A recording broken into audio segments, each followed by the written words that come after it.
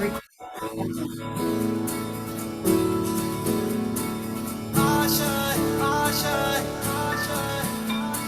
पाने की हो आस आस, कोई अरमा हो जो खास खास आशाएं, हर कोशिश में हो बार बार, करे दरियाओं को आर पार आशाएं, तूफानों को चीर के मंजिलों को छीन ले आशाएं, ले दिल की उम्मीदें हंसे दिल की, अब मुश्किल नहीं कुछ भी, नहीं कुछ भी, आशाएं ले दिल की उम्मीदें हंसे दिल की, अब मुश्किल नहीं कुछ भी, नहीं कुछ भी।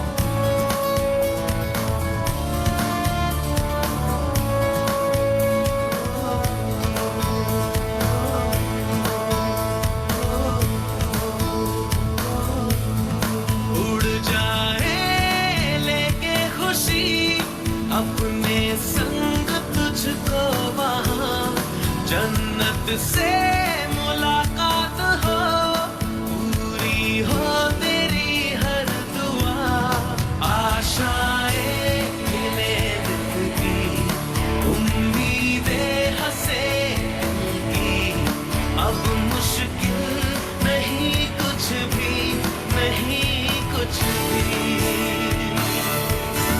आशाएं ले दिल की उम्मीदें हंसे दिल की, अब मुश्किल नहीं कुछ भी, नहीं कुछ भी।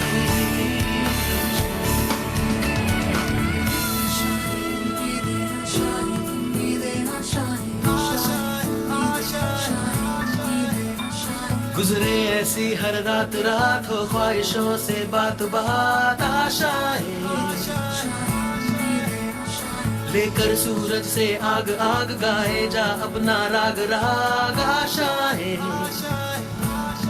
कुछ ऐसा करके दिखा खुद खुश हो जाए खुदा, आशाएं ले दिल की उम्मीदें हंसे दिल की, अब मुश्किल नहीं कुछ भी, नहीं कुछ भी, आशाएं ले दिल की उम्मीदें हंसे दिल की, अब मुश्किल नहीं कुछ भी, नहीं कुछ भी।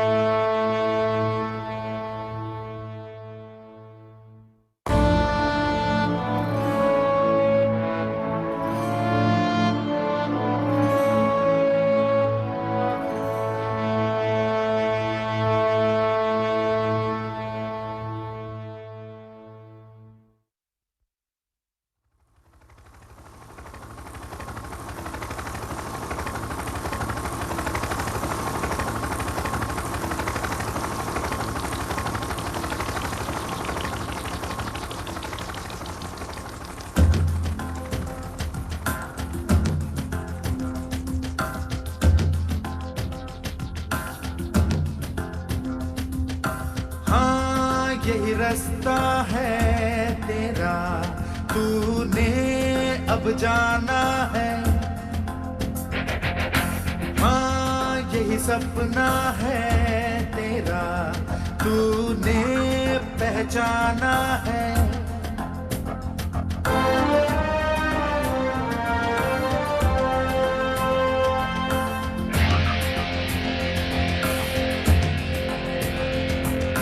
हाँ यही रास्ता है तेरा, तूने अब जाना है। हाँ यही सपना है तेरा, तूने पहचाना है। तुझे अब ये दिखाना है।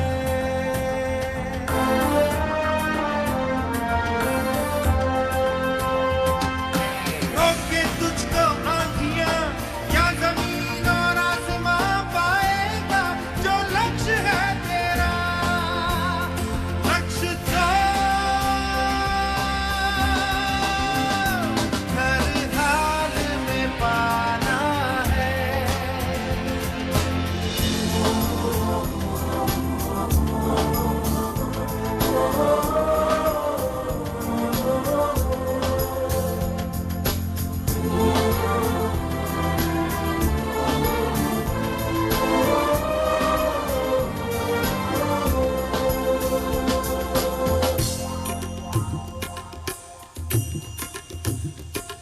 मुश्किल कोई आ जाए तो, पर्वत कोई टकराए तो, ताकत कोई दिखलाए तो, तूफान कोई मंडलाए तो। मुश्किल कोई आ जाए तो, पर्वत कोई टकराए तो, पर से चाहे अंबर से आग लिपटे चाहे पैरों से नाग, पर से चाहे अंबर से आग लिपटे चाहे पैरों से नाग, पाएगा जो लक्ष्य है तेरा। लक्ष्य तो हर हाल में पाना है।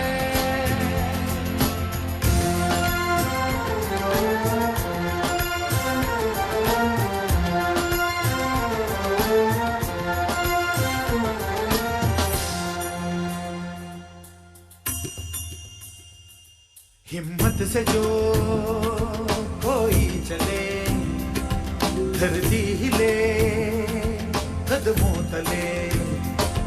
क्या दूरियां क्या फासले, मंजिल लगे आगे गले। हिम्मत से जो कोई चले, धरती हिले कदमों तले। तू चल यूं ही अब सुबह शाम, रुकना झुकना नहीं तेरा काम। तू चल यूं ही अब सुबह शाम, रुकना झुकना नहीं तेरा काम। पाएगा जो लक्ष्य है तेरा। लक्ष्य तो हर हाल में पाना है।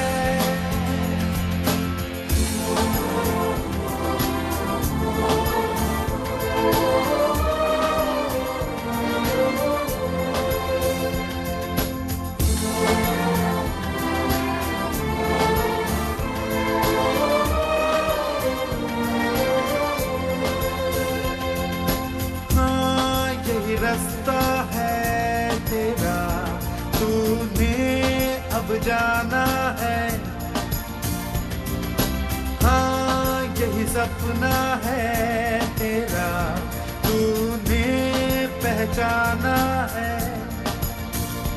तुझे अब ये दिखाना है।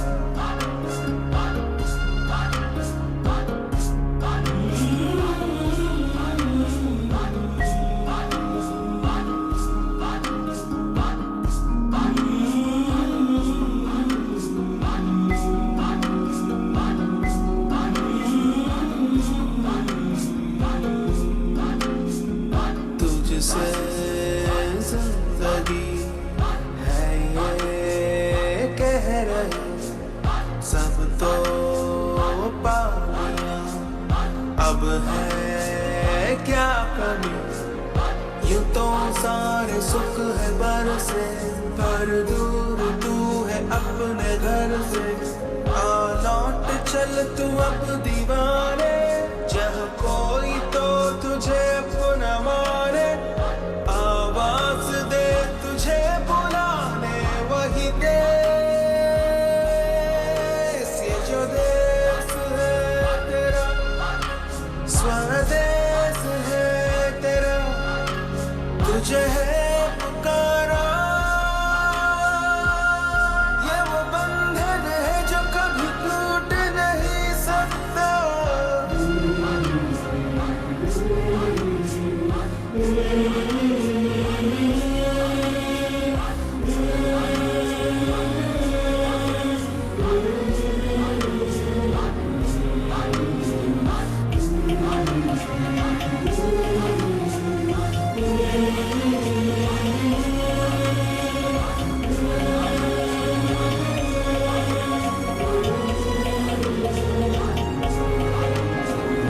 ये पल है वही जिसमें है चुपी पूरी एक सदी, सारी जिंदगी।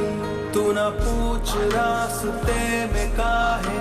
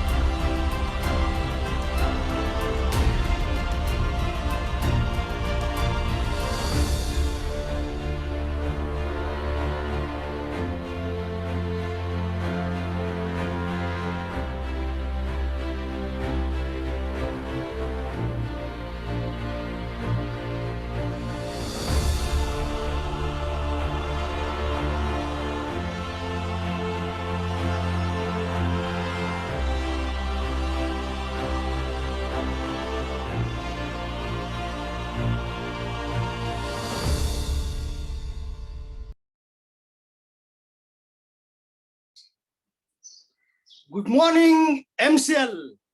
नमस्कार दोस्तों, मैं मंगेश शेलार आपका होस्ट आज के इस एमसीएल ट्रेनिंग सेशन में आपका सभी का तहे दिल से स्वागत करता हूं और आशा करता हूं कि आप सभी स्वस्थ और मस्त है।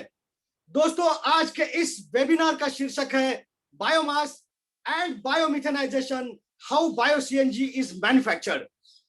जी हाँ दोस्तों, अब सारी दुनिया पारंपरिक ऊर्जा क्षेत्र को छोड़कर अपारंपरिक ऊर्जा स्रोतों को ढूंढने में लगी हुई है और जिसमें बायोमास बहुत ही महत्वपूर्ण भूमिका बजा रहा है। दोस्तों, बायोमास से हम बायो सीएनजी कैसे बना सकते हैं, इसके बारे में अब से कुछ ही देर में विशेषज्ञ से हम जानने वाले हैं। लेकिन इसके पहले मैं आप सभी को इस वेबिनार के बारे में कुछ महत्वपूर्ण बातें बताना चाहूंगा। दोस्तों, यह वेबिनार एक टेलीविजन प्रसारण की तरह है जिसमें आप सभी लोग मुझे देख और सुन सकते हैं, लेकिन मैं आपको देख और सुन नहीं सकता। दोस्तों, यह वेबिनार ठीक तरह से होने के लिए कुछ महत्वपूर्ण बातों की ओर ध्यान दीजिए। आप सभी एंटरप्रेन्योर से मेरी यह दरख्वास्त है कि आप अपना अपना इंटरनेट कनेक्शन चेक कर ले। अपने साथ एक नोटपैड, पेन और पानी की बोतल रखें ताकि इस ट्रेनिंग सेशन के दौरान आपको जो महत्वपूर्ण बातें सिखाई जाए उसके बारे में आप नोट्स ले सके।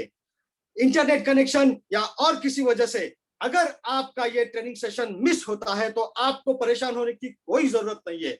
दोस्तों, यह प्रोग्राम खत्म होने के तुरंत बाद इसकी ऑडियो और वीडियो फाइल शेयर की जाएगी। आप सभी अपने अपने फ्रंट कोऑर्डिनेटर से कांटेक्ट करके इस फाइल को हासिल कर सकते हैं। जी हाँ दोस्तों, और एक महत्वपूर्ण बात, आप सभी को एक चैट सेक्शन में एक लिंक शेयर की जाएगी जिसको आपको क्लिक करके आपका फीडबैक हमें भेजना है। दोस्तों याद रखिए, आपका फीडबैक हमारे लिए बहुत ही महत्वपूर्ण है। तो चलिए दोस्तों, इसी के साथ शुरुआत करते हैं एमबी वीडियो के साथ।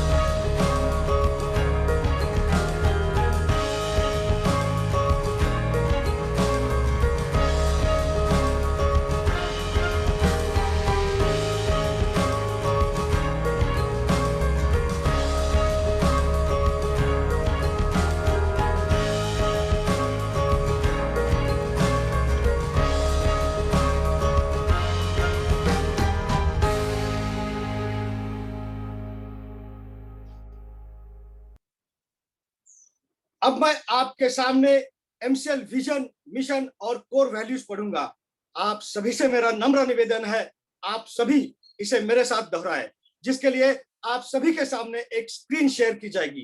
तो चलिए दोस्तों, इसी के साथ हम शुरुआत करते हैं एमसीएल के लिए शपथ। मैं Mangesh Shelar Meera clean fuels limited का सदस्य हूं और अपने पूरे होशो हवास में हमारे संगठन के मिशन और विजन को हासिल करने में इसे सफलता दिलाने की शपथ लेता हूं। मैं एमसीएल के प्रत्येक सदस्य के साथ अपने परिवार के सदस्य की तरह व्यवहार करूंगा और एमसीएल में कभी भी किसी भी सदस्य के साथ उसकी जाति, धर्म, नस्ल और लिंग के आधार पर भेदभाव नहीं करूंगा। मैं संगठन के मिशन को हासिल करने के लिए कड़ी मेहनत करूंगा और अपने संगठन को समृद्ध बनाऊंगा। मैं वादा करता हूं कि संगठन की संस्कृति की रक्षा करने के लिए सभी कर्तव्यों एवं जिम्मेदारियों को पूरी अखंडता, योग्यता और समर्पण के साथ पूरा करूंगा। मैं हमेशा एमसीएल के प्रमुख मूल्यों, नीति संहिता और आचार संहिता का पालन करूंगा। एमसीएल के प्रमुख मूल्यों, नीति संहिता और आचार संहिता के खिलाफ किसी भी तरह के गलत आचरण के लिए हर कार्रवाई के लिए तैयार रहूंगा।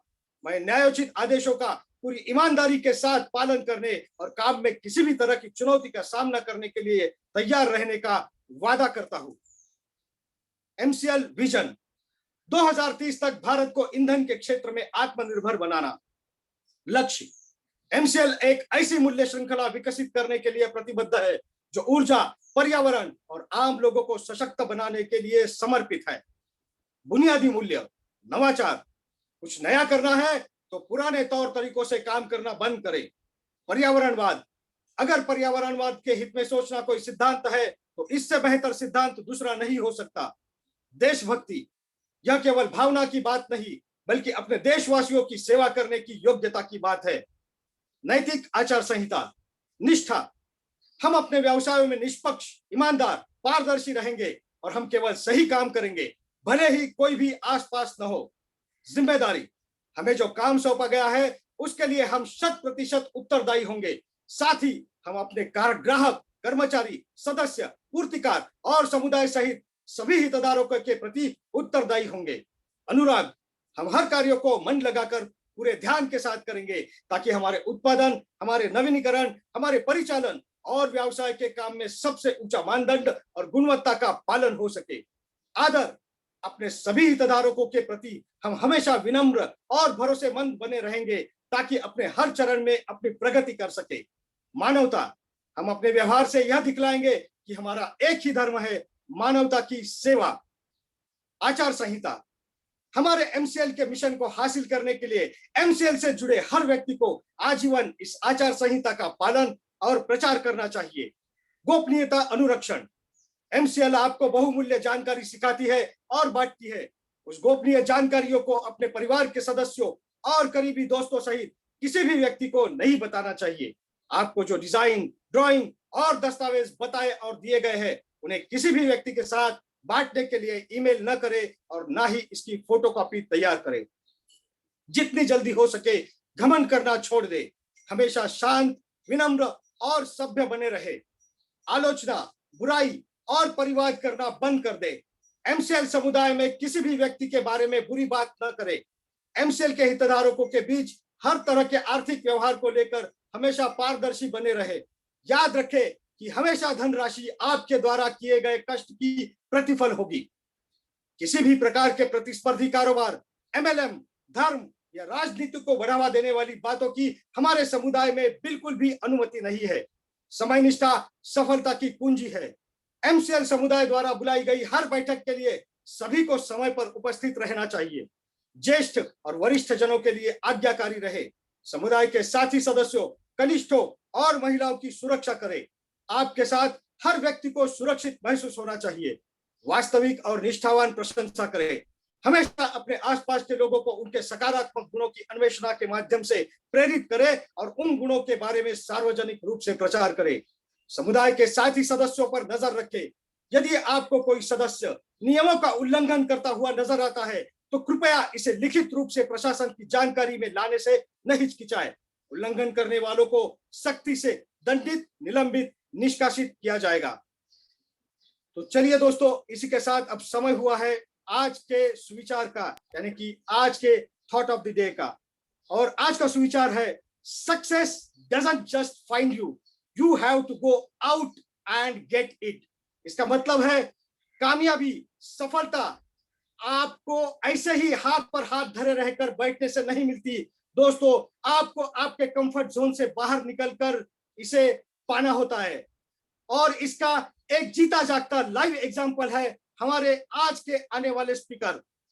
जी हाँ दोस्तों, 10 साल पहले, आज से 10 साल पहले जब रिन्यूएबल एनर्जी दुनिया में ज्यादा लोग नहीं जानते थे, हमारी इंडिया में तो इसके बारे में बहुत ही कम जानकारी मौजूद थी। तभी अंतरराष्ट्रीय पॉलिसीज का और नियमों का गहन अध्ययन करके इन्होंने इवन हमारे गवर्नमेंट ऑफिशियल्स को भी इस विषय के बारे में साक्षर बनाया है। उदाहरण के तौर पर मैं यहाँ पर आपको बताना चाहूंगा कि इन्होंने जब एमसीएल के माध्यम से पोल्यूशन बोर्ड को अपना निवेदन सादर किया था, उसके ठीक 2 साल बाद पोल्यूशन बोर्ड ने इस विषय के बारे में नियमावली बनाई थी। दोस्तों, इनके अथक प्रयत्नों के वजह से लोगों के अविश्वास और संसाधनों के कमी के बावजूद भी इन्होंने वह सफलता हासिल की है। यहाँ पर मुझे हरिवंश राय बच्चन साहब की उस कविता की कुछ चंद पंक्तियां याद आती है। नन्ही चींटी जब दाना लेकर चलती है, नन्ही चींटी जब दाना लेकर चलती है, चढ़ती दीवारों पर 100 बार फिसलती है।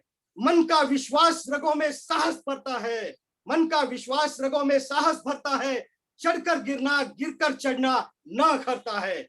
आखिर उसकी मेहनत बेकार नहीं होती, कोशिश करने वालों की हार नहीं होती। जी हाँ दोस्तों, इनके सैकड़ों प्रयासों की वजह से दुनिया ने अब इनका लोहा मान लिया है और आज एमसीएल टेक्निकली रिन्यूएबल एनर्जी में दुनिया से 4 कदम आगे है। दोस्तों, हम भाग्यशाली है कि ऐसे लीडर हमारे पास मौजूद है। आप लोगों का ज्यादा समय न लेते हुए मैं इस लीडर को यहाँ पर आमंत्रित करके इस कार्यक्रम को अगले चरण में ले जाने के लिए आमंत्रित करता हूँ। तो दोस्तों, जोरदार तालियों के साथ स्वागत कीजिए। आपके सामने आ रही है technocrat, young and dynamic personality, executive director of MCL, miss Prachi Dhole. Thank you. नमस्कार, एक बार फिर से एमसीएल परिवार में मैं आप सबका स्वागत करती हूँ। और आज फिर अभी हम आज आगे के जो वेबिनार सेशन है उसकी तरफ बढ़ते हैं। अगर हम कभी भी कहीं खाना खाने जाते हैं और खाना हमने ऑर्डर किया और उसके लिए अगर थोड़ा सा टाइम है तो एक चीज, एक ऐसा स्टार्टर जो भारत ने पूरे दुनिया को दिया ऐसा हम बोल सकते हैं, और वो है पापड़। और जब भी हम पापड़ की बात करते हैं हम लिज्जत ये नाम कभी भूल ही नहीं सकते। सो आज की जो स्टोरी है वो एक ऐसे ब्रांड की है कि पापड़ अगर हम बात करते हैं तो पापड़ में ब्रांड कभी सोच ही नहीं सकते या किसी ने सोचा भी नहीं होगा, लेकिन बिकॉज पापड़ का क्वालिटी, उसका थिकनेस, उसकी साइज, ये सब चीजें एक तरीके से रखना और उसको ब्रांड बनाना ये बहुत डिफरेंट बात है। तो आज हम पापड़ यानी लिज्जत कैसे बना है ये स्टार्टअप की कहानी सुनेंगे। तो ये जो कहानी शुरू हुई थी ये 1959 यानी 1959 में, जब भारत जो है वो स्वतंत्र हो गया था। लेकिन भारत की आर्थिक परिस्थिति इतनी सही नहीं थी और उसी तरह भारत के हर फैमिली की। और उसमें जो आदमी थे तो वो बाहर जाके कमा लेते थे, लेकिन जो औरतें थी उनको हमेशा ऐसा लगता था कि वो भी अपने फैमिली के लिए कुछ कर सके। और ऐसे ही मुंबई के गिरगांव में 7 महिलाएं जब इसी के बारे में सोच रही थी कि ऐसे क्या कर सकते हैं जो कि 12 से 5 यही टाइमिंग में हो, बिकॉज वही जो टाइम है उनके लिए थोड़ा सा फुर्सत वाला टाइम होता है। ऐसा क्या कर सकते हैं कि जिसके लिए हम घर पे ही बैठे रहे, हमें बाहर नहीं जाना पड़े, और ऐसी जो हमारी स्किल है जो कि कुकिंग स्किल है उसको हम यूज कर सके। तभी उनके दिमाग में आया कि क्यों ना हम पापड़ बनाए, जिसके वजह से ये जो सभी हमारे क्राइटेरिया है वो सफल तरीके से हम कर सकते हैं। और इसी तरीके से तब उन्होंने सिर्फ 80 रुपए लेके जो बिजनेस शुरू किया था वो बिजनेस आज 1600 करोड़ का है। आज वो उनके पास में 50,000 तक महिलाएं इस ब्रांड के साथ काम करती है, और भारत ही नहीं, भारत के बाहर 25 कंट्रीज में इनके जो पापड़ यानी प्रोडक्ट है वो जाता है। और इस तरीके से आज ये एक ब्रांड बना है। लेकिन ये ब्रांड ऐसे ही नहीं बना। जब इन्होंने ये उद्योग शुरू किया तब इन्होंने जिस स्ट्रेटेजीज का इस्तेमाल किया, बीइंग वर्क वुमन ऐसा हम उसको बोल सकते हैं, जो आज के ब्रांड जैसे कि स्टारबक्स और एप्पल, जहाँ पे एमबीए लोग बहुत सोच समझ के जो स्ट्रेटेजीज डिफाइन करते हैं, उन्होंने ये उस समय किया। नंबर 1 अगर हम उनकी स्ट्रेटेजी को डिफाइन करते हैं तो दैट इज कलेक्टिव ओनरशिप। यहाँ पे जब हम महिलाओं को देखते या समझते हैं तो ऐसा समझते कि उनको बिजनेस कैसे समझेगा या क्या होगा, या उनको रिस्पॉन्सिबिलिटी समझा के देना कैसे पॉसिबल होगा। लेकिन इन्होंने पहले ही दिन से ये ठान लिया कि जो भी आएगा वो लिज्जत पापड़ का ओनर रहेगा। हर एक जो भी प्रॉफिट होगा वो इक्वली बांट दिया जाएगा और जो भी लॉस होगा वो भी हम इक्वली शेयर करेंगे। सो कलेक्टिव ओनरशिप, जो कि आज स्टारबक नाम के एक ब्रांड में हमें दिखाई देता है, जहाँ पे जो वेटर आपको सर्व कर रहा है, जो मैनेजर बैठा है या टॉप सीईओ है, सब को जो है वो स्टारबक्स की ओनरशिप थोड़ी ना थोड़ी दी गई है। सेकंड स्ट्रेटेजी जो इन्होंने अप्लाई किया वो है स्ट्रॉन्ग कल्चर। स्ट्रॉन्ग कल्चर मतलब आज कोई भी कंपनी जो अपना विजन, मिशन और वैल्यूज शेयर करती है तो वो सिर्फ उनको ऐसा लगता है कि पढ़ने के लिए या समझने के लिए। इसका बेस्ट एग्जांपल अगर हम ब्रांड वाइज देखते हैं तो एप्पल, दिस इज बिकॉज जब एप्पल में से स्टीव जॉब चले गए तो 10 साल तक एप्पल ने सिर्फ बिजनेस या अपना मेन ऑब्जेक्टिव रखा, और इसकी वजह से वो एक मोमेंट पे आ गया था जब वो बैंकरप्ट होने चला गया था। लेकिन जब स्टीव जॉब, जिन्होंने एप्पल का कल्चर बनाया था, वो जब रिटर्न आए तो उन्होंने पहले ये क्वेश्चन पूछा कि आप सभी एम्प्लॉय से क्वेश्चन पूछा कि आप में से कितने लोग एप्पल को समझते हैं, उसके विजन और मिशन को समझते हैं, और जो ये समझ सके, जो आंसर दे सके, उन्होंने ही उनको अपने साथ वो आगे लेके चले गए। और यही कल्चर को इन्होंने तब से 1960 से अपने साथ बनाए रखा है। आज भी जो महिला यहाँ पे ज्वाइन करती है उसको पहले ही दिन एक प्लेज साइन की जाती है, जिस प्लेज में लिखा जाता है कि जो भी एसओपी स्टैंडर्ड रहेगा, हर एक चीज यहाँ पे महिलाओं को फॉलो करना पड़ेगा। Third and most important thing जो इन्होंने समझा है वो है स्टैंडर्डाइजेशन। शुरुआत में जब भी अपने पापड़ का नंबर बढ़ाने गए तो उन्होंने देखा कि जब बारिश आती है तो पापड़ सूखते नहीं है, तो इन्होंने अपना सुखाने के लिए स्टार्ट किए विद जो अपना फ्लेम रहता है, यानी जो अपना स्टोव रहता है, उसको एकदम धीमी आंच पे इन्होंने रख के अपना जो पापड़ सुखाने की शुरुआत की। और बाद में जब उन्होंने देखा कि एक एक घर पे इतना पॉसिबल नहीं है कि वो पूरा रॉ मटेरियल आ सके और ये कर सके, इसीलिए उन्होंने फिर डिसेंट्रलाइज वे नहीं, यानी जो महिलाएं उनके घर को ही अपने बिजनेस सेंटर बनाया। वो इस तरीके से कि रोज सुबह जो बस होती है लिज्जत पापड़ की, वो अपने महिलाओं को लाती है सेंटर्स पे। वहां पे उनका काम होता है, जो उन्होंने पापड़ बनाया है वो एक विंडो पे सबमिट करती है, सेकंड विंडो से पैसे लेती है, और थर्ड विंडो से नेक्स्ट दिन के लिए अपना रॉ मटेरियल ले जाती है। इस तरीके से उन्होंने, और उनको जो सामग्री दी जाती है जिससे वो पापड़ बनाते हैं वो भी स्टैंडर्डाइज है, और वो इसीलिए आज भी वो ब्रांड बनाए हैं। और टिल दिस मोमेंट उन्होंने 480 करोड़ पापड़ बनाए, और वो भी same dimension, same thickness and same quality. So this is the story which shows कि आप एक ब्रांड जस्ट एक प्रोडक्ट लाइक पापड़ से कैसे बना सकते हो। और जब एमसीएल में हम एक महिला की सहयोग की बात करते हैं तो, और और जब तालुका, गांव और हर गांव में से एक महिला की बात करते हैं तो उनका सहयोग एमसीएल को ब्रांड बनाने में बहुत ज्यादा इंपॉर्टेंट है। महिला का सहयोग जो है वो प्लांट ऑपरेशन से लेके then organic farming, biomass cultivation, biomass harvesting and even the biomass supply जो रहता है, ये पूरा जो सहयोग है वो महिलाएं हमारे एमसीएल में दे सकती है। अगर अभी जैसे मैंने बोला बायोमास, तो बायोमास हम जब भी बोलते हैं तो आज का जो वेबिनार है वो बायोमास टू बायोमेथनाइजेशन में समझने के लिए, तो उसी को समझने के लिए और उसमें महिला का सहयोग समझने के लिए अभी मैं बुलाना चाहूंगी हमारे एक ऐसे व्यक्ति को जो भारत में भले ही बायोमास जब आया हो उससे पहले ये बायोमास नाम की कंसेप्ट जिसने समझी हो, ऐसे इंसान को, एक ऐसे इंसान जिन्होंने सिर्फ बायोमास टू बायोमिथनाइजेशन ये कंसेप्ट नहीं रखी, लेकिन ये कंसेप्ट को हम बिजनेस मॉडल में कैसे कन्वर्ट कर सकते, और पूरा देश जब ये बिजनेस मॉडल को कन्वर्ट करने के लिए जितने भी चैलेंजेस के बारे में सोच रहा है, ये इंसान ने सभी चैलेंजेस को डिफाइन करते हुए एमसीएल नामक एक ऑर्गेनाइजेशन में पुटअप किया है। तो ऐसे ही इस बिजनेस मॉडल के सलाहकार, शिल्पकार और रचनाकार को मैं अभी बुलाना चाहूंगी डॉक्टर श्याम घोलप सर को कि वो आगे आए और इस वेबिनार को आगे बढ़ाए। Thank you.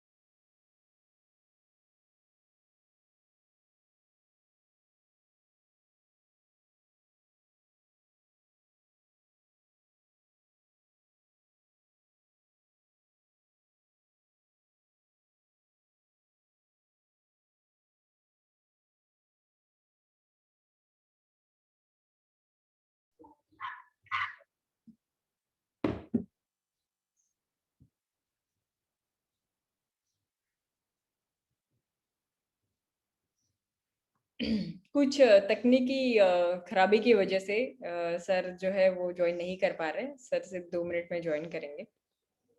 यस, सर आप दिखाई दे रहे हो। ओके, क्या मेरी स्क्रीन दिखाई दे रही है? Yes sir. क्या अभी ये सही है? Yes sir. Okay, thank you very much and good morning. दोस्तों नमस्कार, मैं डॉक्टर श्याम गोलो फिर से एक बार आपका इस ट्रेनिंग सेशन में स्वागत करता हूँ। मैं आशा करता हूँ कि आप सभी लोग स्वस्थ हैं और आप अपने साथ अपने परिवार का, यानी घर का परिवार और एमसीएल परिवार दोनों का ख्याल रख रहे हैं। मैं ये भी आशा करता हूँ कि आप सभी लोग 1 घंटा बहुत अच्छी एक्सरसाइज कर रहे हो और अपने हार्ट और अपने लंग को मजबूत करके अपनी इम्यूनिटी बढ़ा रहे हैं। दोस्तों हम सभी लोग उद्योजक हैं, तो उद्योजक है इसका ये जरूरी नहीं है कि हम लोग जिस विषय में काम कर रहे हैं उसके विशेषज्ञ हो, उसमें एक्सपर्ट हो या उसमें डॉक्टरेट हो, लेकिन ये बहुत और बेहद जरूरी है कि जिस विषय के बारे में हम लोग बिजनेस कर रहे हैं उस विषय का पर्याप्त शास्त्रीय या तांत्रिक ज्ञान होना बहुत जरूरी है। तो आज इस वेबिनार में मैं आपको वही शास्त्रीय या तांत्रिक ज्ञान बताने की कोशिश करूंगा। बायोमास, दोस्तों बायोमास यानी सभी सजीव को मिला के जो बनता है वो बायोमास, यानी सभी वनस्पति, सभी प्राणी और उनके सभी प्रोडक्ट्स, ये सभी बनके होता है बायोमास। और जिससे बनते हैं उसको भी बोलते हैं बायोमास, और वो पूरा बनके जो होता है वो है बायोमास। ये बायोमास हम लोग कैटेगराइज कर सकते हैं कि liquid biomass, solid biomass, living biomass, dead biomass, या बायोमास जिस तरह से आता है, जिस सोर्सेस से आता है उससे भी हम लोग इसका वर्गीकरण कर सकते हैं।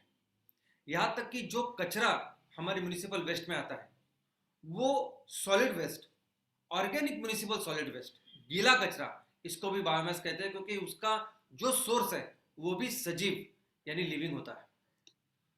और ये बायोमास कैसे ग्रो करता है?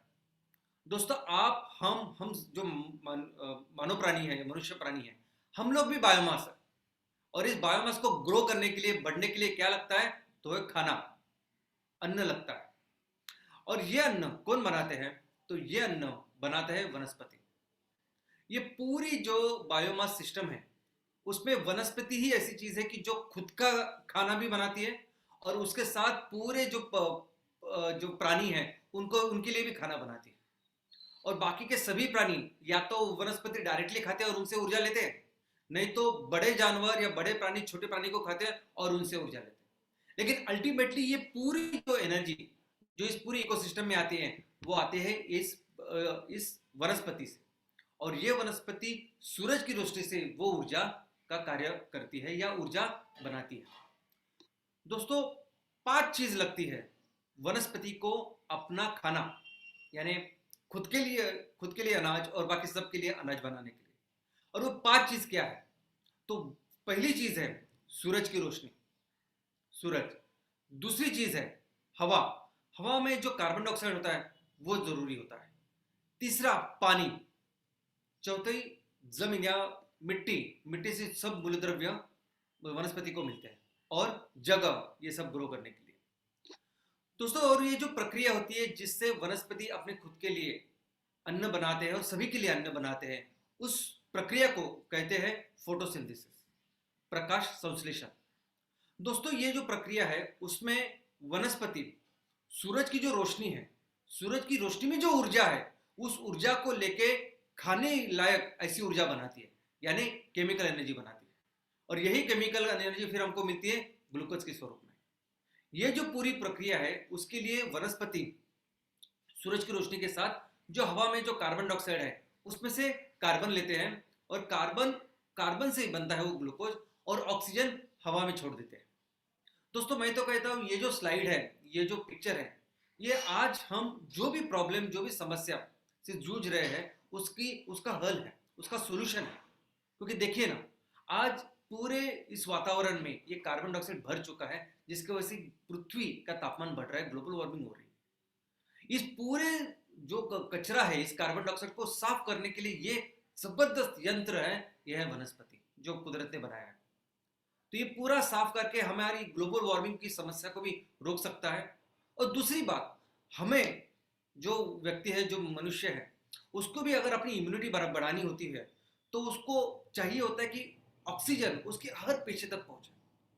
हाँ दोस्तों, इसलिए मैं बोलता हूँ कि आप बहुत अच्छी एक्सरसाइज करो कि जिसकी वजह से आपका जो लंग या फेफड़े हैं, जो नॉर्मली सिर्फ 50 से 60% ही फूलते हैं, वो 100% फूले, ज्यादा से ज्यादा ऑक्सीजन ले और पूरे पेशी को दे, और पूरे पेशी को ऑक्सीजन देने के लिए हार्ट बहुत अच्छी पंपिंग करें और उसमें वो बहुत अच्छी मजबूत हो। मेडिटेशन का भी काम ये होता है। मेडिटेशन में भी हम लोग ज्यादा से ज्यादा ऑक्सीजन लेते हैं और ज्यादा से ज्यादा ऑक्सीजन इस पेशियों को देते हैं, जो बहुत ही जरूरी होता है उनके अच्छे कार्य के लिए। दोस्तों देखिए, नहीं, ये ऑक्सीजन देने का काम भी ये वनस्पति करते हैं। और इस वनस्पति को लगता है पानी। लगभग ये पूरे बायोमास बनता है पानी से। हमारे पृथ्वी के ऊपर भी अगर आप देखोगे तो 70% से ज्यादा पानी, 71% पानी है और 29% जमीन है। वैसे ही हमारे में भी है। हम जो मनुष्य प्राणी हैं, आप, मैं, हम लोग भी बने हैं पानी से। हमारे अंदर भी 70% पानी होता है और सिर्फ 30% होता है सॉलिड मैटर। वैसे ही जो नेपियर ग्रास जिसकी खेती हम लोग कर रहे हैं, उस खेती में, उस नेपियर ग्रास में भी 60 से 70% पानी होता है। दोस्तों ये जो बायोमास है, ये बायोमास आज पृथ्वी के ऊपर जो भी ऊर्जा आपको नजर आती है उसका मूल स्रोत है।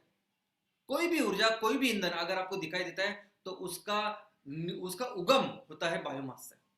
आप कोयला लीजिए, आप क्रूड गैस लीजिए, आप प्राकृतिक गैस है, नेचुरल गैस लीजिए, और इस ऑयल से बनते जो पेट्रोल, डीजल, एलपीजी, ये सब कुछ आता है बायोमास से। तो समझिए कि ये पूरी जो एनर्जी ये आती है सूरज की एनर्जी से। और कैसे बनता है ये क्रूड ऑयल और नेचुरल गैस? तो दोस्तों करोड़ों साल पहले, यानी 50 से 100 करोड़ साल पहले, उस टाइम पे जो जीवित बायोमास था, यानी जो वनस्पति थे, जो प्राणी थे, वो बाद में मरने के बाद, मृत होने के बाद, वो नीचे जमीन में दफना दिए गए, दफन हो गए नेचुरली। और उसके ऊपर फिर मिट्टी चढ़ गई, उसके ऊपर फिर और मिट्टी चढ़ गई, फिर रॉक्स यानी पत्थर तैयार हुए, और ऐसा करके करके अंडर हाई प्रेशर और टेम्परेचर ये सब जो बायोमास था उससे बन गया क्रूड ऑयल, और उससे बना प्राकृतिक गैस। ये जो उसमें कार्बन था उससे बना हाइड्रोकार्बन। और आज की तारीख में हम लोग क्या करते हैं? तो आज की तारीख में सिर्फ हम लोग बड़े बड़े कुएं बनाते हैं और उससे ये जो प्राकृतिक गैस या क्रूड ऑयल है उसको निकालते हैं। ये जो ऑयल एंड गैस इंडस्ट्री में जो काम करने वाली कंपनियां हैं वो क्या करती है? तो ये ऐसी जगह पे जहां इस ऑयल या गैस मिलता है वहां बड़े बड़े अपने कुएं तैयार करती है और उस कुएं में से ये क्रूड ऑयल और गैस निकालती है और बाद में इसको रिफाइनरी भेज के अलग अलग प्रोडक्ट्स बनाती है। तो दोस्तों यहां तक कि अपनी जो इलेक्ट्रिसिटी है, जो बिजली है हमारे घर में, अभी ये जो रोशनी है, ये जो स्क्रीन देख रहे हैं आप, ये सब कुछ जो बिजली है ये भी आती है बायोमास से। क्योंकि पूरी दुनिया में 80% से ज्यादा बिजली आज भी बनती है फॉसिल फ्यूल से, यानी कोयला, प्राकृतिक गैस और क्रूड ऑयल से। यहाँ तक कि हमारे देश में भी लगभग 75% बिजली बनती है इस फॉसिल से, यानी बायोमास से। दोस्तों ये बायोमास, ये वनस्पति ही बेसिक एनर्जी है जो पूरी दुनिया को रोशन करती है, ऊर्जा प्रदान करती है। तो चलिए देखते हैं कि बायोमिथेनाइजेशन यानी क्या। तो दोस्तों ये जो बायोमास है इसमें जो ऊर्जा है उस ऊर्जा को मीथेन के स्वरूप में बाहर निकालना या मीथेन का निर्माण करना, इसको कहते हैं बायोमिथेनाइजेशन। बायोमास से मीथेन बनाना, इस प्रक्रिया को बोलते हैं बायोमिथेनाइजेशन। और बायोमिथेनाइजेशन का दूसरा मीनिंग, अर्थ ये भी है कि बायोलॉजिकल प्रोसेस होती है।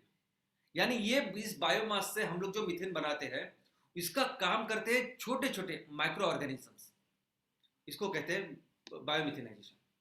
तो सिंपल है, जो बायोमास आज हमारे नेचर में, कल्चर में है, उससे ऊर्जा, यानी ये जो मीथेन है ये बेसिकली उस बायोमास में हुआ जो ईंधन है, जो ऊर्जा है, उसको हम लोग निकालते हैं और इसी प्रक्रिया को बोलते हैं बायोमिथेनाइजेशन। दोस्तों लेकिन ये मीथेन इस प्रक्रिया को छोड़ बाकी प्रक्रिया में से भी आता है।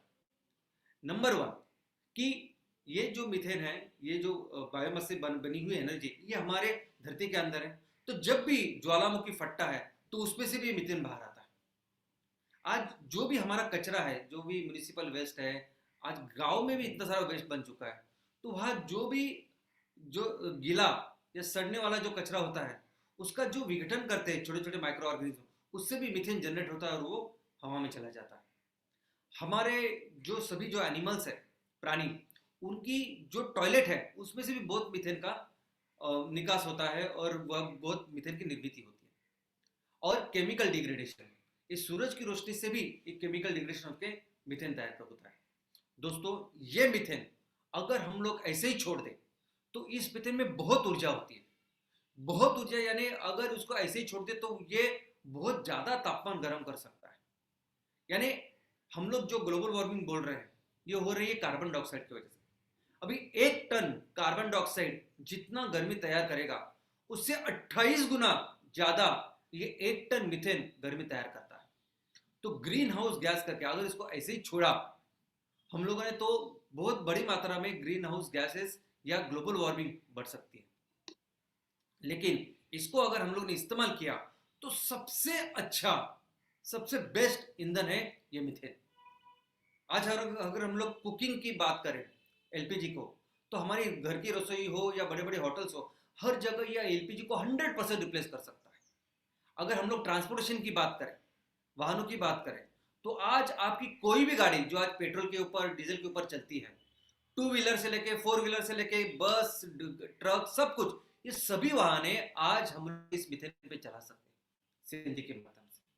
आज कोई भी ऐसी मशीन है जिस मशीन से आप बिजली बनाते हैं, जिस मशीन से ऊर्जा बनाते हैं, ऐसी कोई भी मशीन जो किसी भी फैक्ट्री में लगी हो, जिसकी वजह से वो फैक्ट्री चल रही है, ऊर्जा मिल रही है, वो सभी मशीनें आज हम लोग मीथेन के ऊपर चला सकते हैं।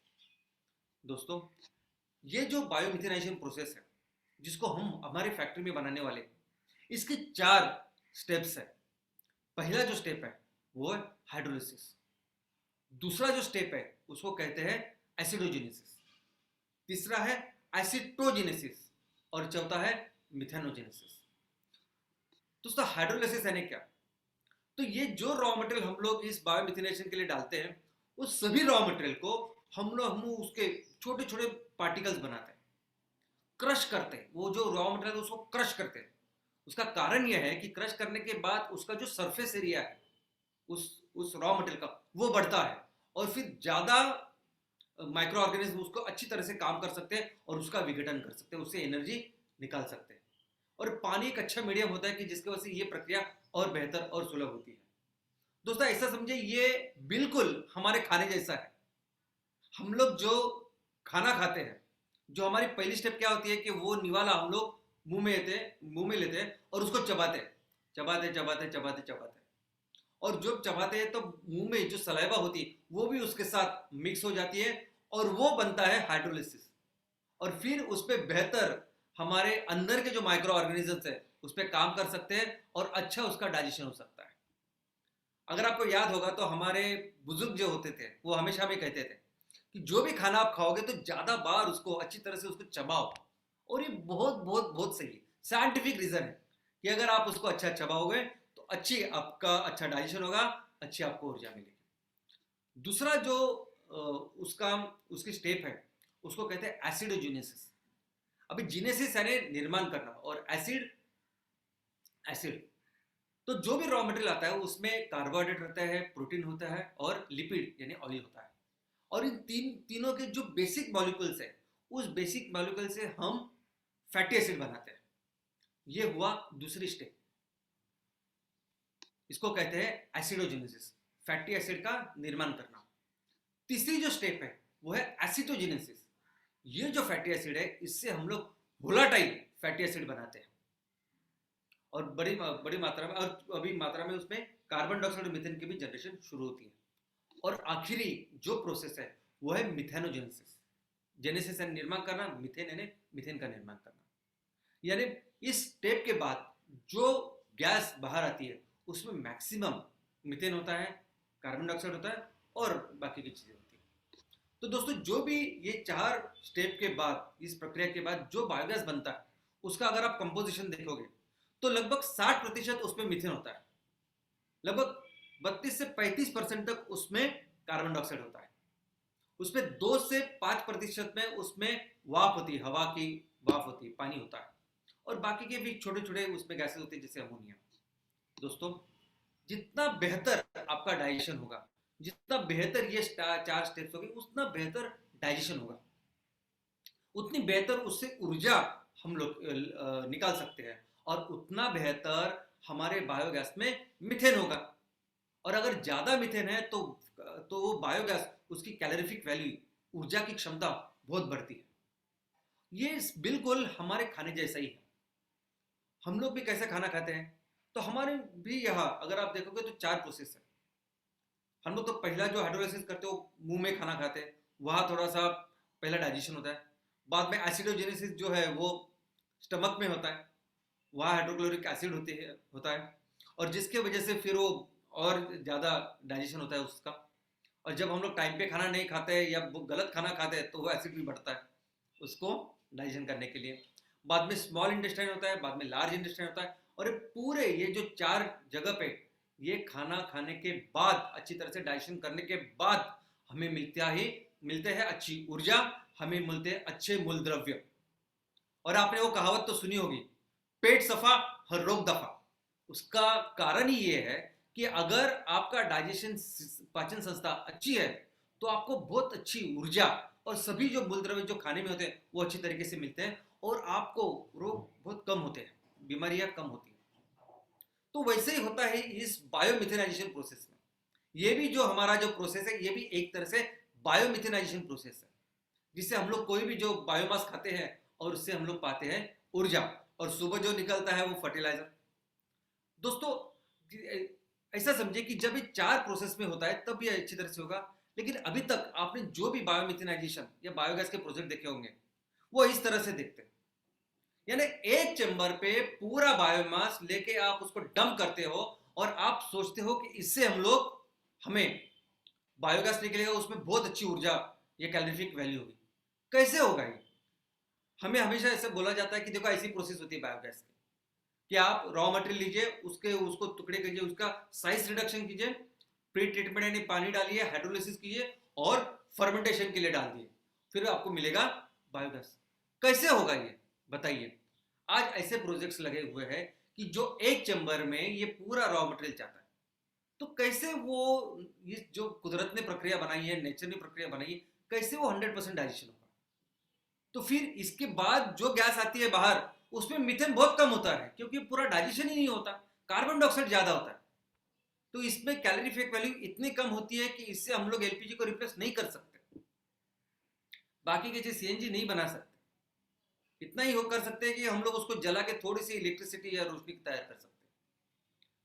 दोस्तों, ये करने के लिए इसी लोग हमारी जो अगर टेक्नोलॉजी अगर आप देखोगे, एमसीएल का अप्रोच अगर देखोगे, तो एमसीएल में तो हर चीज के लिए, हर एक स्टेप के लिए अलग अलग स्वतंत्र ऐसा रिएक्टर है, और ये रिएक्टर है जो हर इस स्टेज को अच्छी तरह से क्लियरली पूरी तरह से तैयार करता है। और इस रिएक्टर में हम लोगों ने सेंसर भी रखे, पीएच, टेम्परेचर, ताकि हर प्रोसेस अच्छे तरीके से। अब इस बायोमिथेनाइजेशन प्रोसेस के लिए क्या क्या रॉ मटेरियल आज की तारीख में यूज होता है? तो जैसा मैंने कहा कि बायोमिथेनाइजेशन में कोई भी बायोमास हम लोग यूज कर सकते हैं। ये पूरा जो वनस्पति से, प्राणी से, और उनका जो कोई उनकी प्रोडक्ट्स हैं, वो सब से हम लोग बायोमिथेनाइजेशन कर सकते हैं और उसकी से ऊर्जा प्राप्त कर सकते हैं। लेकिन आज की तारीख में जितने भी प्रकल्प, जितने भी प्लांट, जितने भी प्रोजेक्ट्स बायोमिथेनाइजेशन के भारत में लगे हैं, 99% ये जो प्रोजेक्ट्स हैं ये बने हैं सिर्फ और सिर्फ वेस्ट के ऊपर। यानी चाहे वो म्यूनिसिपालिटी का गीला कचरा हो, चाहे वो खेती का कचरा हो, चाहे जो एनिमल्स है उनका गोबर हो, उसके ऊपर ये प्लांट्स मैक्सिमम लगे हैं। यहाँ तक कि हमारे जो सतत स्कीम है, सतत स्कीम में अगर आप देखोगे कि भारत सरकार को 5000 ऐसे प्लांट लगाने, जिससे हम लोग सीबीजी यानी कंप्रेस्ड बायोगैस हम लोग तैयार करें। लेकिन इस सीबीजी के लिए रॉ मटेरियल का क्या है, अगर आप उसमें देखोगे तो उसके लिए रॉ मटेरियल यानी ग्रामीण स्वच्छता ग्रामीण योजना जो है, उसमें से गांव का जो कचरा है, एग्रीकल्चर जो वेस्ट है, उसको उन्होंने रॉ मटेरियल यहाँ लिया है। यानी हमारे इस सिस्टम में अगर आप देखोगे तो बायोमिथेनेशन प्रोजेक्ट यानी क्या, तो कचरे का प्रोजेक्ट यानी बायोमिथेनेशन प्रोजेक्ट ऐसा सब जगह बना है। हर म्युनिसिपालिटी में हर जगह आप अगर कोई भी बायोगैस कोई भी बायोमिथेनेशन का प्रोजेक्ट आप देखो ना, तो उसका एक ही मकसद होता है कि कचरा जो है, वेस्ट जो है, उसका 100% ट्रीटमेंट करना। तो वो संकल्प, वो स्टेटस बन चुका है हमारे इस बायोमिथेनेशन प्रोजेक्ट का। लेकिन दोस्तों, क्या आप जानते हैं कि दुनिया में बायोमिथेनाइजेशन के ऊपर काम करने वाला भारत देश सबसे पहला देश है, बहुत पहले। यानी इस बायोमिथेनेशन के ऊपर, इस बायोगैस के ऊपर पॉलिसी बनाने वाले, प्रोजेक्ट्स लगाने वाला सबसे कोई अगर देश होगा, सबसे ज्यादा सबसे पहले काम शुरू करने वाला, वो है हमारा भारत देश। और इसका कारण यह है कि जैसे हम लोग अभी आबादी में दूसरे स्थान के ऊपर है, वैसे ही जो प्राणी हो, ये जो जानवर है, उसकी आबादी में हम लोग सैकड़ों साल से नंबर 1 पे है। यानी हमारे यहाँ जितनी आबादी है उतनी आबादी पूरी दुनिया में कहीं नहीं। इसीलिए इस जानवरों के जो उनका काउडंग था, उनका गोबर था, उसके ऊपर बायोगैस के प्रोजेक्ट यहाँ पहले से लगते हैं। अगर आप रिकॉर्ड देखोगे तो 1800 सदियों में भी ये प्रोजेक्ट लगे हैं। पहला जो कमर्शियल प्रोजेक्ट अगर आप देखोगे तो 1939 में प्रोजेक्ट लगाया गया है, जो मुंबई में दादर में लगाया था, और उससे बिजली बना के उन्होंने स्ट्रीट लाइट की थी। तो तब से लेके इतने सारे प्रोजेक्ट हमारे देश ने लगाए हैं। ये बाकी के देश में कहीं भी इतना काम नहीं हुआ होगा जितना हमारे देश में हुआ है, इतने साल से, सदियों से होता आ रहा है। और अगर आप देखोगे कि कितने प्रोजेक्ट हम लोगों ने लगाए, तो 1990 में 91 में लगभग 12.5 लाख प्रोजेक्ट ऑन पेपर हमारे इधर थे। और आज 2012-13 की बात करें तो लगभग 45 लाख प्रोजेक्ट्स बायोगैस के इंडिया में लग चुके हैं। लेकिन इनसे कितनी ऊर्जा तैयार हो रही है, कितना गैस तैयार हो रहा है, अगर आप सोच रहे हैं कि उससे रसोई का गैस हम लोग तैयार कर सके, तो कितना गैस हम लोग बना रहे हैं। तो दोस्तों, फिगर ये है, जो गवर्नमेंट की फिगर है, कि जितना एलपीजी हमको लगता है, उस एलपीजी की रिक्वायरमेंट का 5%, सिर्फ 5% इतना गैस हम लोग बना रहे हैं। यानी 45 लाख प्रोजेक्ट्स और बना रहे हैं सिर्फ 5% ऑफ एलपीजी। तो इसका मतलब आप देख सकते हैं कि ये मैक्सिमम प्रोजेक्ट, ये छोटे छोटे प्रोजेक्ट है, घर के पीछे जो लगते हैं ना वो।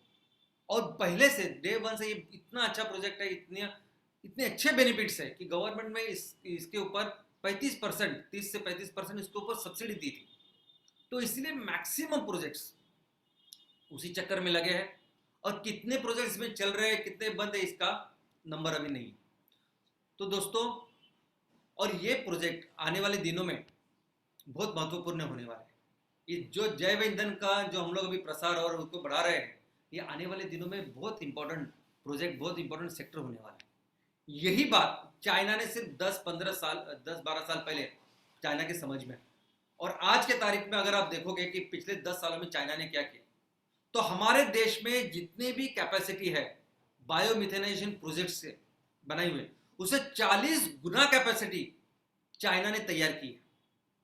दोस्तों, आज ये पूरा जो पर्सपेक्टिव है हमारे देश में बायोमिथेनाइजेशन प्रोजेक्ट को लेकर, जो सोच है, उसको बदलने का काम करने वाली है एमसीएल। हम आने वाले दिनों में ये पूरी सोच बदलने वाले।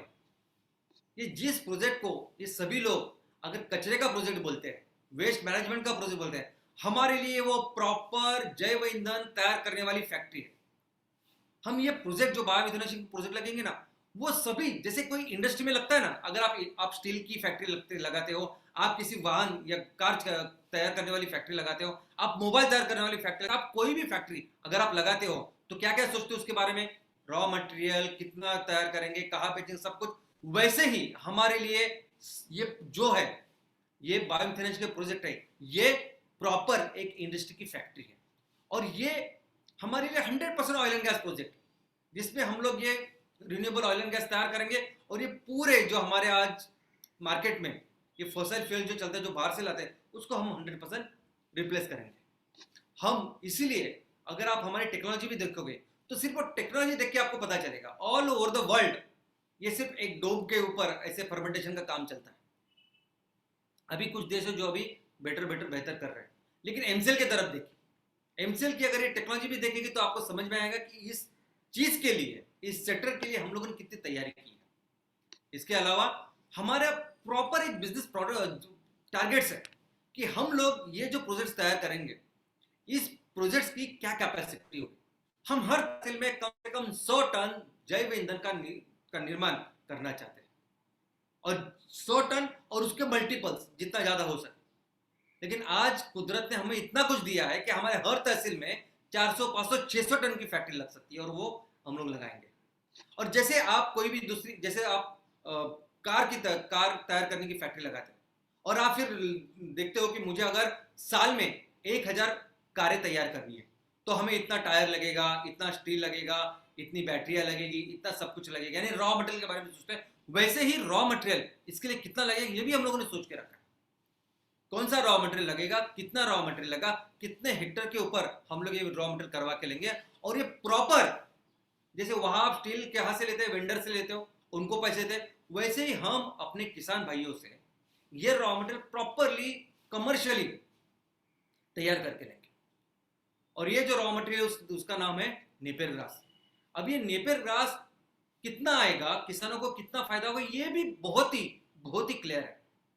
आज पूरे भारत में कहीं भी आप जाओगे और नेपियर ग्रास को देखोगे, हत्ती गवत, राजा गवत, सब कुछ, तो ये कम से कम 300 टन प्रति हेक्टर उपजाऊ जमीन में आता है।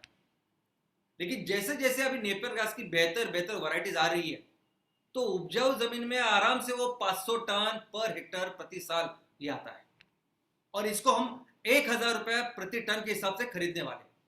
तो हम अपने किसान भाइयों को 3 लाख से 5 लाख रुपए प्रति हेक्टर हम लोग देने वाले।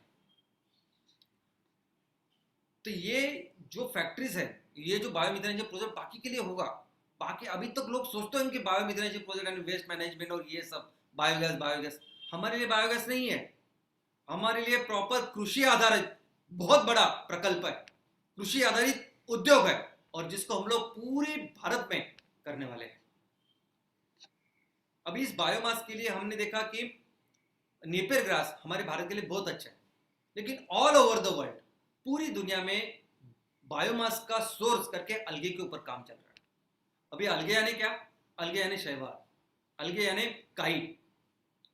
अभी इस अलगे के ऊपर क्यों लोग इतना काम कर रहे हैं, कैसे लगता है कि अलगे आने वाले दिनों में, और 4th जनरेशन बायोफ्यूल में अलगे का नाम होता है, तो क्यों अलगे के बारे में इतना लोग काम कर रहे हैं, तो ये चलो देखते हैं।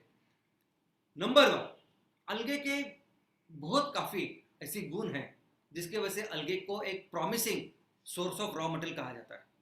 नंबर 1, ये हमारी जो पृथ्वी है, इस पृथ्वी के ऊपर जीव सृष्टि अगर चालू हुई होगी, जीव पहले कोई तैयार हुआ होगा हमारे पृथ्वी के ऊपर, तो वो था ये अलगे, ये शैवाल। दोस्तों, ये जो अलगे है ये वनस्पति है, लेकिन ये वनस्पति बाकी के वनस्पति जैसे या पौधे जैसी बढ़ती नहीं है। ये एक यूनिसेल्युलर प्लांट है।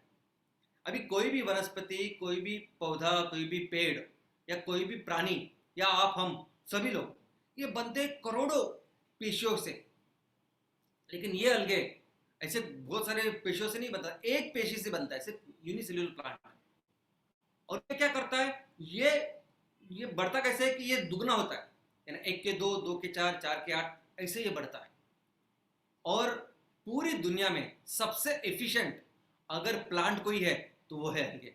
वो कैसे, ताकि दोस्तों ये पूरे जो संसार में ये पेड़ हमको जो हरे नजर आते हैं, उसका कारण है कि इस पेड़ों में, इस वनस्पति में होता है क्लोरोफिल, हरित लवक जिसे बोलते हैं। और ये हरित लवक ही होता है कि जिसके वजह से वो प्रकाश संश्लेषण क्रिया होती है और ये पौधे, ये पेड़ अपना अनाज बनाते हैं। अब ये अलगे ये ऐसी वनस्पति है कि इसमें इसका जो कॉन्सेंट्रेशन है क्लोरोफिल का, वो सबसे ज्यादा है। पूरे संसार में जितने भी पेड़ पौधे आपको नजर आएंगे ना, उससे सबसे अधिक कार्यक्षम अगर कोई वनस्पति है तो वो है अलगे, ये शैवाल। उसकी कैपेसिटी, वो सूरज की रोशनी लेके, उसकी ऊर्जा लेके खाना बनाने की जो कैपेसिटी है, वो अलगे के संसार में सबसे ज्यादा है। तो बहुत फास्ट ये अलगे अपना खाना बना सकता है, इतना के जितना अलगे आप डालोगे ना, हो सकता है 1 दिन में वो डबल होता है। कुछ ऐसे अलगे हैं कि जो सिर्फ 12 घंटे में डबल होते हैं, कुछ ऐसे जो सिर्फ 8 घंटे में डबल होते हैं। यानी अगर नेपियर ग्रास की बात करें आप, तो हमें आगे जाके हर 15 दिन में हम लोग उसकी कटाई कर सकते हैं। लेकिन अलगे में ऐसा हो सकता है कि हर दूसरे, तीसरे, चौथे दिन, 5वें दिन आपको उसकी यील्ड मिलती रहेगी। दोस्तों, अलगे इतनी जगह पे आता है, इस तरीके से आता है कि अलगे के नॉन, जो हमें मालूम है, लोगों को मालूम है, ऐसे 3 लाख जाति है इस अलगे के। यानी इसके अलावा बहुत सारी जाति हो सकती है जो इस संसार में हमें पता ही नहीं, जो मालूम है वो 3 लाख स्पीसीज है। ये अलगे हर जगह आता है, यानी कोई अच्छा पानी हो, नदी का पानी, या सलाइन वाटर हो, या इवन आपके बारिश में अगर कोई छोटा सा कोई तालाब तैयार होता है, या छोटा सा इवन रोड पे भी अगर कोई छोटा सा पानी हो जाता है तो उस पर आ जाता है अलगे। इतने फास्ट ये ग्रो होता है, हर जगह ग्रो होता है, कहीं भी ठंडे कोई भी जगह हो, कोई भी एग्रोक्लाइमेटिक कंडीशन हो, ये अलगे आता है, इसलिए उसकी इतने सारे जाति प्रजाति है। और दोस्तों, इस अलगे में होता है ऑयल, इसलिए जब वो ऑयल उस अलगे से जब हम लोग फिसलते क्यों है, क्योंकि उसमें ऑयल होता है। और ये इसका कारण ये है कि बहुत छोटे छोटे लेयर पे भी ये आता है, क्यों है, क्योंकि अलगे को, इस शैवाल को आने के लिए पानी का सिर्फ ऊपर का 1 सेंटीमीटर इतना ही भाग चाहिए होता है, वो नीचे नहीं ग्रो होता, वो सिर्फ ऊपर ही अपना लेयर बनाता है। 1 सेंटीमीटर इतना पानी रहा ना तो भी अलगे आएगा। तो इसीलिए हर जगह पर ये आता है। और लगभग 72 ऐसी चीजें हैं, फैक्टर्स है, जो अलगे की ग्रोथ कंट्रोल करते हैं। यानी बहुत स्पेसिफिक, बहुत ही विशिष्ट ऐसी वनस्पति जिसको इतने सारी चीजें लगती है या कंट्रोल करती है, जिसमें माइक्रोन्यूट्रिएंट्स है, मैक्रोन्यूट्रिएंट्स है, कार्बन डाइऑक्साइड कितना चाहिए, ऑक्सीजन टॉक्सिसिटी नहीं होनी चाहिए, वो लेयर बदलनी, जैसी बहुत सारी चीजें इसमें आती है। पूरी दुनिया में अलगे की खेती होती है, आज भी पूरी दुनिया में अलगे की खेती हो रही है। अलगे की खेती अगर आप देखोगे तो ओपन ऐसे जो तालाब बनाते हैं उसमें भी हो रही है, लोगों ने उसके लिए स्पेशल ट्यूब्स बनाए हैं, और जहाँ जिस तरीके से पॉसिबल है उस तरीके से होता है। एक स्पेसिफिक जो सिस्टम है जो इस अलगे की ग्रोथ या कल्टीवेशन या खेती करते हैं, उस सिस्टम को कहते हैं फोटो बायोरिएक्टर सिस्टम। उसमें क्या होता है, जैसे अपने रिएक्टर है बहुत बड़े बड़े, वैसे ही उन्होंने प्लास्टिक के और या कांच के ऐसे ट्यूब्स बनाए हैं जिसमें वो अलगे की ग्रोथ करते हैं, अलगे को बढ़ाते हैं, और इस अलगे के उस कांच के ऊपर ये ट्रांसपेरेंट होती है और उसके ऊपर सनलाइट काम करती है, और उसी से अलगे अपना खाना बनाती है, इसलिए उसको फोटो बायोरिएक्टर बोलते हैं। दोस्तों, ये सिस्टम पूरी दुनिया में इसका उपयोग करते हैं, और ये हर तरह के, इसके बहुत सारे प्रकार हैं। यानी ये हॉरिजॉन्टल भी हो सकते हैं जैसा आप देख रहे हैं, ये वर्टिकल हो सकते हैं, ये स्लैंटिंग हो सकती है, और इसके अलग अलग शेप भी हो सकते हैं। दोस्तों, हमारे देश में भी इस अलगे को तैयार करते हैं, इस अलगे की खेती करते हैं। तो किसके लिए ये अलगे की खेती करते हैं, ये भी समझना जरूरी है। अलगे एक सुपर फूड है। अलगे जो वनस्पति है ना, आप सोच नहीं सकते इतनी अच्छी अच्छी चीजें इस शैवाल में, इस अलगे में। जिस ऑयल की मैं बात कर रहा हूँ, ओमेगा 3, ओमेगा 6, ऐसे बहुत इसेंशियल ऑयल्स जो जरूरत होते हैं हमारी इम्यूनिटी के लिए, वो इस अलगे में है। प्रोटीन, यानी आपके चिकन में, अंडे में, कहीं भी इतना प्रोटीन नहीं होगा जितने इस अलगे में है। कई सारे ऐसे मूलद्रव्य इस अलगे में है जो बाकी की जगह पे आपको प्राकृतिक मिलेंगे ही नहीं। इतना सुपर फूड है ये अलगे, इतनी सारी चीजों को वो तैयार कर सकता है और हमें दे सकता है, प्रदान करता है। दोस्तों, एक अभी कोई भी बीमारी अगर हमको होती है, उसके ऊपर हम लोग दवाई लेते हैं, वो दवाई में टैबलेट्स होती है, इंजेक्शंस होती है, ये सभी दवाई को मिलकर जो सेक्टर बना हुआ है उसको कहते हैं हम लोग फार्मास्यूटिकल सेक्टर। लेकिन आपको कोई बीमारी हो ही ना, आपकी इम्यूनिटी बढ़े, आपकी पावर बढ़े, और आप किसी भी बीमारी से आगे रहे, इसके लिए जो न्यूट्रिशन आज मिलता है मार्केट में, उसका एक बड़ा सेक्टर बन चुका है जिसको कहते हैं न्यूट्रास्यूटिकल। तो एक दूसरा अलग सेक्टर है जो है फार्मास्यूटिकल सेक्टर नहीं है, न्यूट्रास्यूटिकल सेक्टर, और उसमें वो सब ये अलगे वगैरह सुपर फूड्स होते हैं कि जिसकी वजह से आपकी इम्यूनिटी बहुत बढ़ती है। और अलगे आज तक अभी पूरी दुनिया में जो तैयार होता है, जिसकी खेती करते हैं, वो सिर्फ न्यूट्रास्यूटिकल के लिए करते हैं। हमारे देश में भी अगर आपने सुना होगा स्पिरुलिना, तो ये है अलगे। दोस्तों, इस अलगे के कई प्रकार हैं, और इस अलगे के बेस पे कई सारे सुपर फूड के प्रोडक्ट्स आज पूरी दुनिया में मिलते हैं, अपने भारत में भी मिलते हैं। और ये बहुत महंगे भी होते हैं, इतने अच्छे ये अलगे हैं। लेकिन आने वाले दिनों में ये अलगे हमें बायोमास करके भी काम आने वाले हैं। इस अलगे के ऊपर एमसीएल ने बहुत काम कर चुका है और आगे आने वाले दिनों में शायद इसके प्रोजेक्ट्स हम लोग करेंगे। और एक प्रश्न बार बार आपके मन में आता होगा कि ये बायोमिथेनाइजेशन जो प्रोसेस है, या बहुत सारे लोग पूछते हैं कि कितना मीथेन बनता है, कितना, अगर हम लोग ये नेपियर ग्रास लगाएंगे तो उसमें से कितना सीएनजी निकलेगा। ये भी प्रश्न बार बार आपको आता होगा, तो ये भी समझाने की मैं कोशिश करता हूँ। दोस्तों, ये जो मीथेन बनता है तो कितना मीथेन बनेगा, आप अगर जो बायोमास डालोगे, जो रॉ मटेरियल डालेंगे, उसमें से कितनी ऊर्जा, कितना सीएनजी बनेगा, ये जिसके ऊपर निर्भर है उसका नाम है ड्राई मैटर। ये निर्भर करता है, ये डिपेंड होता है ड्राई मैटर के ऊपर कि आपके बायोमास में कितना ड्राई मैटर है। जैसा मैंने कहा कि ये पूरा बायोमास में अधिकतर पानी होता है, तो जितना बचा हुआ ड्राई मैटर है वो डिसाइड करता है कि कितनी गैस बनेगी। और जितना ड्राई मैटर होता है उसके 35% बनती है क्रूड बायोगैस। और जो बायोगैस होता है उसमें कितना मीथेन होगा, वो अगर आप देखोगे तो उसकी एक रेंज है। यानी जो क्रूड बायोगैस में 45 से लेके 65% तक हो गया मीथेन, और 30 से लेके 40% तो होगा कार्बन डाइऑक्साइड और बाकी किस चीज़।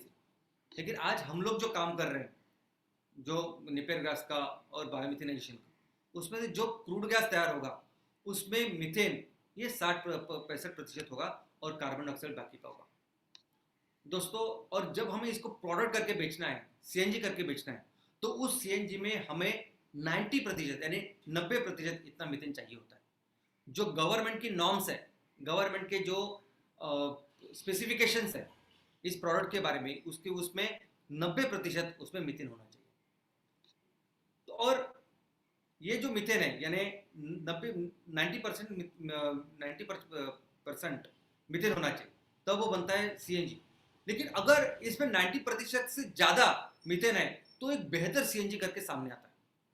हम एमसीएल जब हमारा सीएनजी मार्केट में लॉन्च करेंगे तब हम प्रीमियम सीएनजी करके उसको लॉन्च करेंगे, क्योंकि वो बाकी के जो नॉर्मल सीएनजी मार्केट में मिलता है उससे बेहतर, प्रीमियम, बेटर ऐसे सीएनजी होगा। इसका एग्जांपल मैं आपको देता हूँ दोस्तों। मार्केट में आप जब पेट्रोल पंप पे गए होंगे तो दो टाइप का पेट्रोल, दो टाइप का डीजल मिलता है। एक नॉर्मल डीजल, नॉर्मल पेट्रोल, और दूसरा प्रीमियम पेट्रोल डीजल, उसको बोलते हैं स्पीड, पावर। तो कैसे ये प्रीमियम होता है?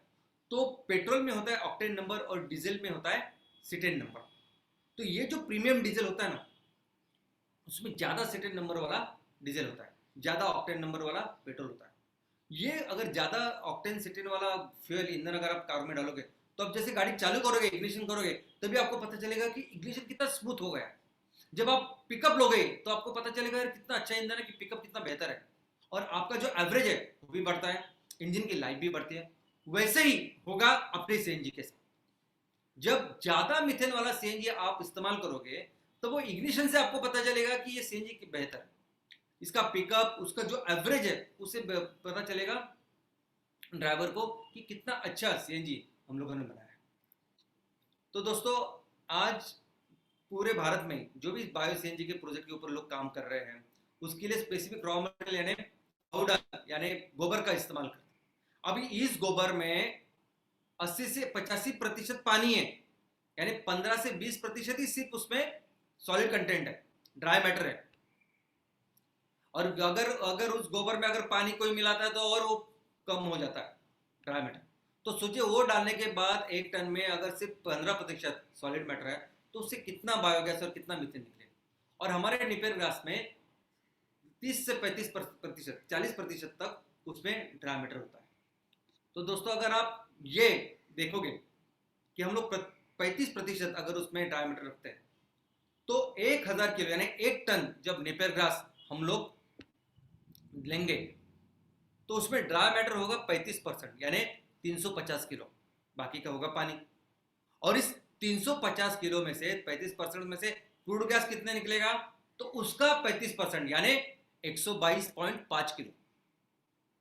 और इस क्रूड गैस में मीथेन कितना होगा, तो मीथेन होगा 60%, 60%, तो होगा लगभग 50 केजी इतना होगा।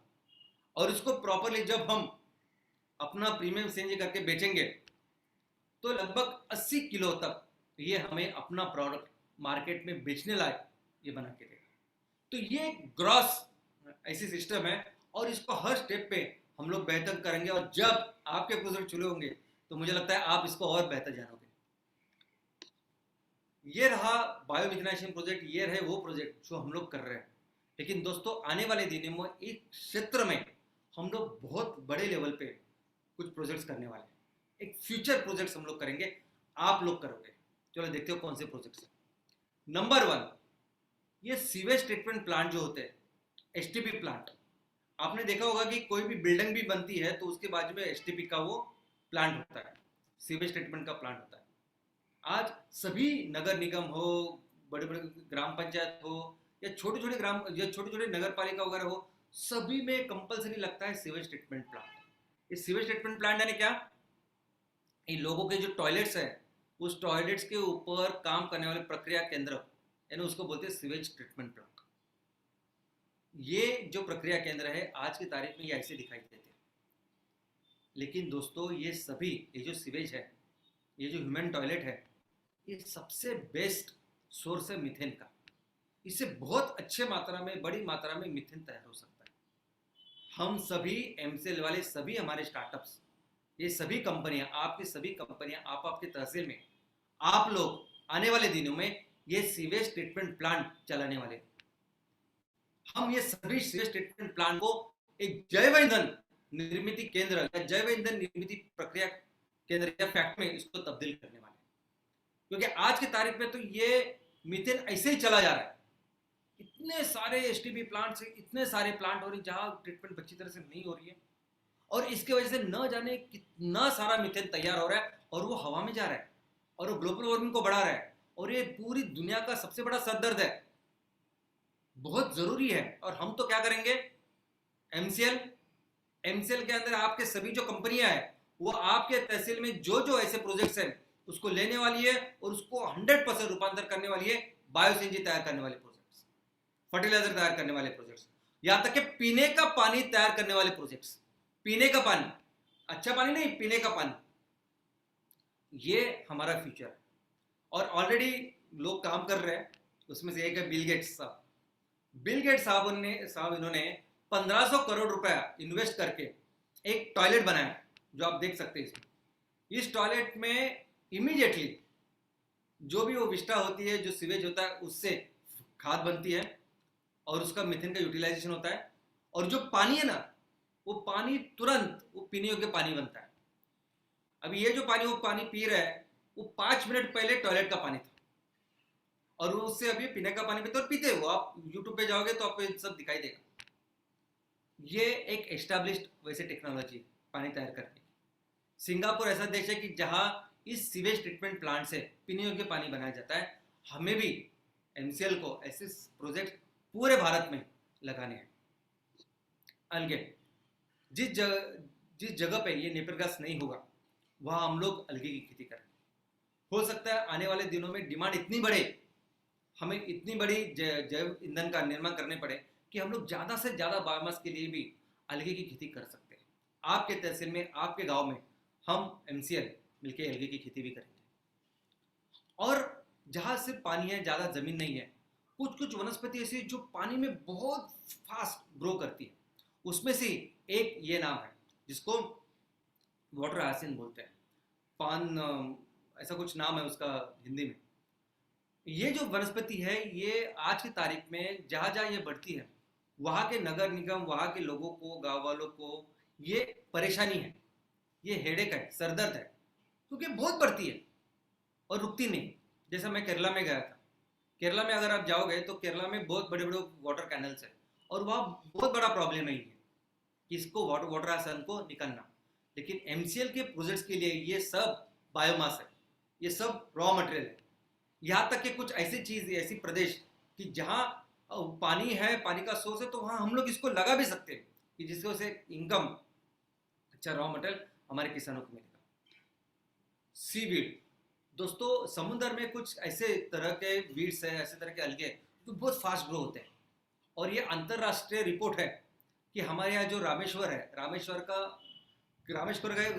का ये फोटोग्राफ है, वहाँ के समुद्र में बहुत फास्ट ग्रो होने वाली एक सीवीड है जिसका एक्चुअल कल्टीवेशन कर सकते हैं हम। यानी अगर कोई गांव, कोई तहसील समुद्र को लग के है तो वहाँ समुद्र के अंदर हम लोग इस वनस्पति को तैयार कर सकते हैं, उसकी खेती कर सकते हैं। और ये पूरा बायोमास जो आपको दिख रहा है वो पूरा हम लोग अपनी फैक्ट्री में लेके जा सकते हैं और उसे ईंधन बना सकते हैं।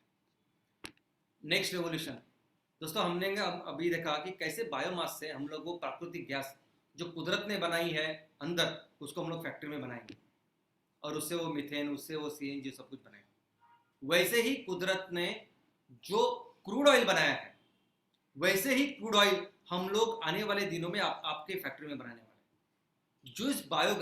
जिस बायोमास जो नेपियर गैस आप लोग तैयार कर रहे हैं, कल हो सकता है उससे हम लोग, हो सकता नहीं करेंगे, उससे हम लोग बायो क्रूड ऑयल बनाएंगे। तो आज एक जेट फ्यूल है, कुछ ऐसे एप्लीकेशन है कि जहां लिक्विड फ्यूल ही लगने वाले हैं। जैसे विमान में आपको लिक्विड फ्यूल ही लगेगा, वहाँ गैस नहीं उसका इस्तेमाल हो सकता। तो वहाँ हम लोग ये बायोजेट फ्यूल ये लोग तैयार करेंगे और बेचेंगे। लेकिन इससे हम लोग वही green vitriol, green diesel, green LPG भी तैयार कर सकते हैं और हमारे लोगों को दे सकते हैं। और ये होगा नया रेवोल्यूशन, नई क्रांति जो हम लोग करने वाले हैं। दोस्तों, हमारे देश में कुदरत ने इतना कुछ दिया है कि हम लोग पूरे दुनिया के लिए फिर से एक बार सबसे ज्यादा ईंधन तैयार करने वाला, सबसे ज्यादा खाना अनाज तैयार करने वाला ऐसा देश बनने ही वाले। और दोस्तों, हम एमसीएल के माध्यम से अपने देश को फिर से एक बार वो दर्जा प्राप्त करने वाले हैं जिस पे हम लोग कही थे और हजारों साल तक थे। और मैं आशा करता हूँ कि आप सभी लोग अपने अपने ग्राम पंचायती में, अपने अपने गांव में चलो मिलके ऐसा काम करते हैं और फिर से अपने देश को सुपर पावर बनाते हैं, सुजलाम सुफलाम बनाते हैं। धन्यवाद।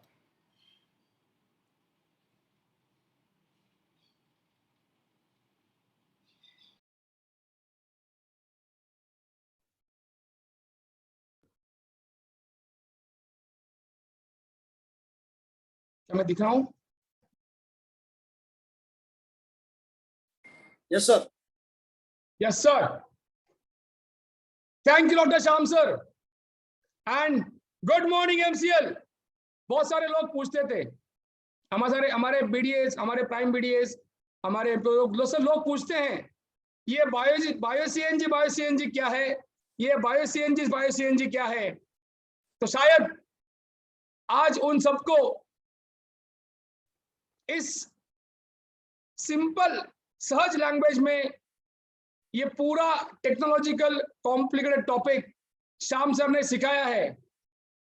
आज तक हमने बहुत प्लेटफॉर्म पे बायो सीएनजी सिखा है, पढ़ा है, बट एक आम आदमी को भी ये पूरी कॉन्सेप्ट को जिस सहजता से, सरलता से श्याम सर ने समझाया है वो काबिले तारीफ है। और उसके लिए श्याम सर आपका बहुत बहुत बहुत बहुत बहुत शुक्रिया। जो भी आज लोगों के दिमाग में टेक्नोलॉजी को लेकर, बायो सीएनजी को लेकर जो भी शंका कुशंका, ये होगा नहीं होगा, कैसे होगा, या थोड़ा बहुत अवेयरनेस का अभाव था, वो शायद आज सही मायने में पूरा हो गया है। और एमसीएल पास्ट में क्या था, एमसीएल प्रेजेंट में क्या है और एमसीएल फ्यूचर में क्या होगा, technological wise, biofuel wise, clean fuel wise और बायो सीएनजी वाइज, ये पूरा रास्ता इतना आकर्षक तरीके से, इतना डायनेमिक तरीके से श्याम सर ने सुनाया है कि शायद आज जो पूरे लोग सामने बैठे हैं उनके अंदर एक अलग एनर्जी आ चुकी है। इसके लिए thank you Shyam sir, thank you very much and you deserve a round of applause and standing ovation for this particular presentation. Yes, कुछ हजार रुपए में शुरू हुई कंपनी को 1600 करोड़ में एक बड़े एम्पायर में तब्दील किया गया। आम आदमी के घर में एक घर में काम करने वाली महिला के माध्यम से उसकी लिज्जतदार स्टोरी, वो पापड़ नहीं, उन सबके लिए झापड़ था जो सोए हैं कि आप चाहो तो एक छोटी सी चीज में भी एम्पायर खड़ा कर सकते हो, और वो भी कॉमन आदमी के पार्टिसिपेशन से। वो लिज्जतदार स्टोरी आज प्राची मैडम ने और एक बार बताई, उसके लिए उनका बहुत बहुत शुक्रिया। Yes, MCL doctor Shyam Vallabh sir common Indians को लेके, सामान्य भारतीयों को लेके एक असामान्य कार्य एमसीएल के माध्यम से करने जा रहा है। और आज जो टेक्नोलॉजिकल जो विजन टेक्नोलॉजिकल लैंग्वेज में उन्होंने सुनाई, उसके लिए मैं प्राची मैडम और श्याम सर का और एक बार तहे दिल से आभार व्यक्त करता हूं। Thank you all the prime BDS of MCL family. Thank you the BDS of MCL family. Thank you employees of MCL family. Thank you MBs. Thank you channel partners, and the most important, the Agriculture Economic Revolution Center in charge MVPs. The most important MVP owners, MVP partners, and वो सारे MPO members जो एक सुनहरे भारत का सपना देखने के लिए MC के साथ जुड़े पड़े। Thank you everybody for making one more Friday fantabulous for MCL. तो अंत में कहना चाहूंगा, यस वही कहना चाहूंगा जो आप जानते हैं, आपको इस देश की मिट्टी का वास्ता है, आपको इस देश की मिट्टी का वास्ता है, MCL ही सुजलाम भारत का रास्ता है। Thank you very much, thank you. Thank you doctor लवेश Yadav sir. आपकी इन छोटी छोटी बातों से, छोटी छोटी टिप्स से और मोटिवेशन से ही हमें हमारा लक्ष्य पाने की प्रेरणा मिलती है। Thank you once again. Thank you Prachi ma'am, आपने आज जो बताया, सिर्फ 80 रुपए की इन्वेस्टमेंट को लेकर कुछ महिलाओं ने कैसे उनका इतिहास बना दिया है। आज 480 करोड़ पापड़ उन्होंने बनाए और 1600 करोड़ की ये इंडस्ट्री खड़ी की है। आज आपने बताया कि नारी शक्ति क्या होती है। Thank you Prachi madam. और एक बार फिर सारे एमसीएल परिवार की तरफ से मैं डॉक्टर श्याम सर का तहे दिल से शुक्रिया अदा करना चाहता हूं कि जिन लोगों को यह पता नहीं था कि बायोमास से बायो सीएनजी किस तरह से बनता है, आज कितनी सरल भाषा में आपने समझा दिया है। बायो सीएनजी बनाना कोई बड़ी बात नहीं, यह इंसान के खाने की प्रक्रिया की तरह ही है। और जिस सहजता से आपने बताया, इसके लिए आपको एमसीएल की तरफ से सलाम। Thank you doctor Shyam sir, और थैंक यू वेरी मच पूरी एमसीएल टीम जो ये सेमिनार, ये वेबिनार आपके पास लेकर आने के लिए दिन रात मेहनत करती है। Thank you. और एक इंसान का जो यहाँ पर हर फ्राइडे सुबह 8 बजे बिना कोई रुकावट के आकर ये वेबिनार अटेंड करते हैं, वो है आप। जी हाँ दोस्तों, आपका विश्वास ही एमसीएल को अपने लक्ष्य की ओर हर एक दिन एक एक इंच बढ़ाने के लिए मदद कर रहा है। Thank you very much. और इसी के साथ मैं आप लोगों से फिर एक बार कहना चाहूंगा कि कृपया आप अपना, अपने परिवार का और एमसीएल परिवार की सेहत का ख्याल रखिए, खुश रहिए, स्वस्थ रहिए। और इसी के साथ मैं अब आपके सामने घोषित करता हूं कि यह वेबिनार यही समाप्त हुआ। Thank you.